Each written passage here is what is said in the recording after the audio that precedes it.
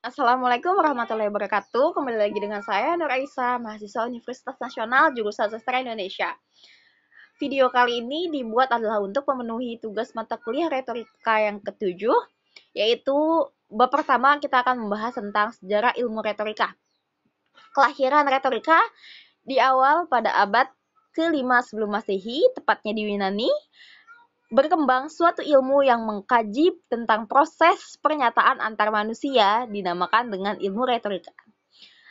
Yang berasal dari bahasa Yunani yaitu retorike, artinya seni berbicara atau seni berpidato.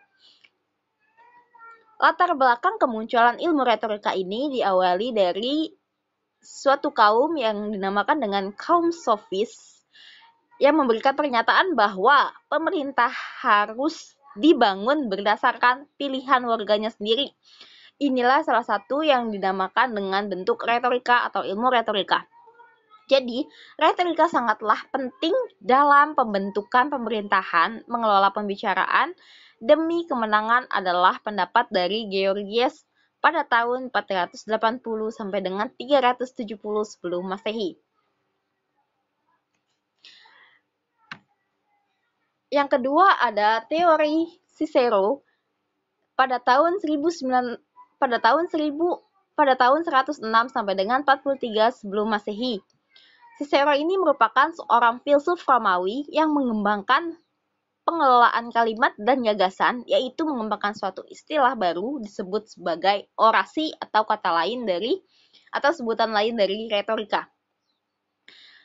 Orasi ini pelakunya itu dinamakan dengan orator. Retorika ini disusun sebagai ilmu yang sistematis dan membuat dasar-dasar penyusunan pidato terdiri dari pendahuluan, pemaparan, peneguhan, pertimbangan, dan penutup. Cicero ini menegaskan bahwa isi pembicaraan harus berisi tentang bahan yang benar atau faktanya jelas dan terbukti dilakukan untuk mendidik, membangkitkan kepercayaan, dan menggerakkan perasaan. Contoh ilmu retorika yang sering kita temui atau yang sering kita lihat itu adalah pada saat demonstrasi. Pada saat demonstrasi ada seseorang atau beberapa orang atau beberapa mahasiswa yang menggunakan mikrofon untuk menyampaikan aspirasi mereka terhadap orang-orang yang menduduki kedudukan di pemerintahan. Nah, orang tersebut dinamakan dengan orator. Hal yang dilakukannya itu disebut dengan orasi atau ilmu retorika.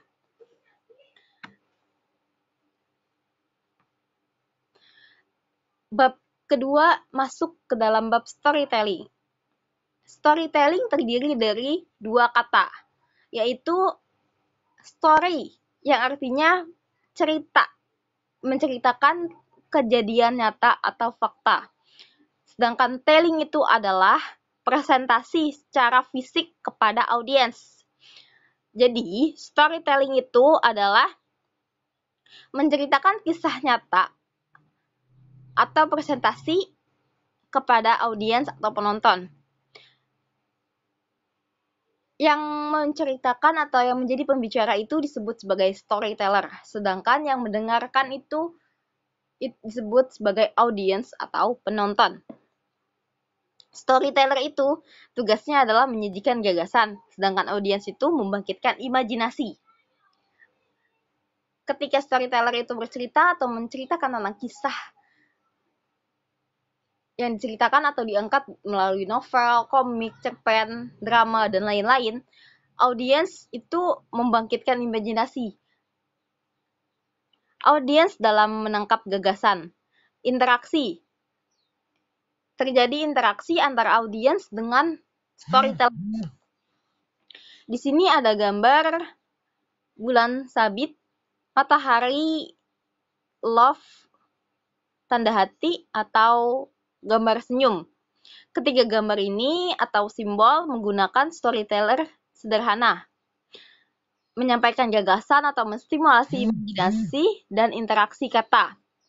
Seperti contohnya di sini ada gambar bulan sabit atau ada simbol bulan sabit.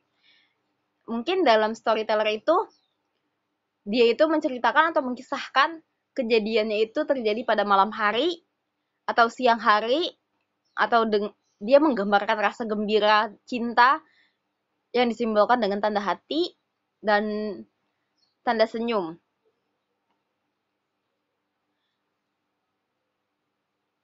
Istilah dalam storytelling ini ada beberapa. Yang pertama adalah alur atau plot, kedua adalah tema, yang ketiga adalah waktu dan tempat, adegan, karakter, serta dialog. Hal yang perlu diperhatikan dalam storytelling ini adalah yang pertama adalah kotak mata. Kotak mata sebagai interaksi antara storyteller dengan audiens. Mengapa kotak mata itu penting bagi storyteller? Karena dengan kita melakukan kotak mata antara storyteller dengan audiens, storyteller dapat mengetahui apakah audiens menyimak kisah yang diceritakannya atau kisah yang dipaparkannya. Ada juga audiens yang dia melihat, matanya melihat, memandang atau melihat ke arah storyteller, tetapi pemikirannya itu dia kemana-mana. Nah, dari kotak mata ini kita dapat mengetahui apakah audiens itu menyimak kisah yang kita ceritakan atau tidak. Yang kedua adalah mimik wajah. Mimik wajah sebagai ekspresi storyteller dalam penyampaian bentuk isi cerita. Mimik wajah ini tidak kalah penting bagi storyteller dalam menceritakan kisahnya atau menceritakan kisah yang diangkat dari novel, drama, cerpen, atau buku-buku lainnya. Mimik wajah ini menggambarkan isi cerita tersebut. Contohnya pada part sedih, part senang, gembira, ataupun mencekam. Selanjutnya adalah gestur atau gerakan tubuh sebagai bentuk interaksi storyteller kepada audiens dalam penyampaian jalan cerita.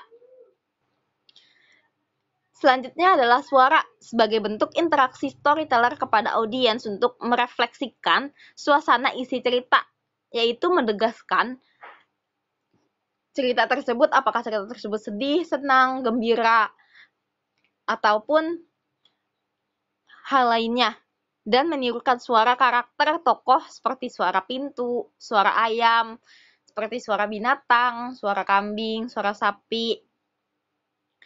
Suara ini sangat penting bagi storyteller. Kenapa?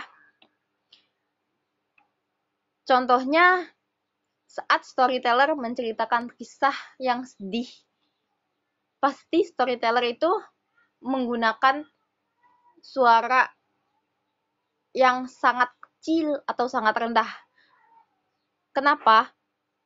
Dari situ audiens dapat mengetahui bahwa cerita yang dikisahkan oleh storyteller ini merupakan cerita yang sedih. Atau pada waktu part emosi, storyteller akan bersuara, mengeluarkan suara yang keras, kencang, dan juga menggelegar. Audiens di sini sudah menangkap bahwa cerita yang dikisahkan oleh storyteller tersebut adalah cerita yang membawa emosi. Yang terakhir adalah kecepatan dalam bercerita harus diperhatikan untuk menjaga audiens agar audiens tidak bosan.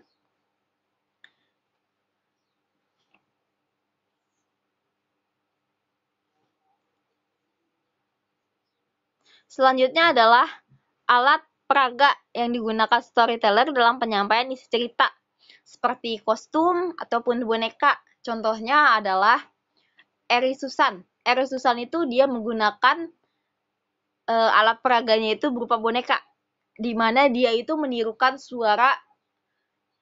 Yang pertama suara aslinya, dan yang kedua adalah suara Susan, si boneka tersebut, dalam bercerita dan mengisahkan cerita.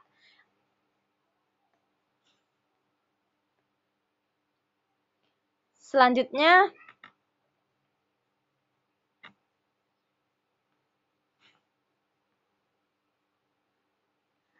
Selanjutnya kita masuk ke dalam public speaking.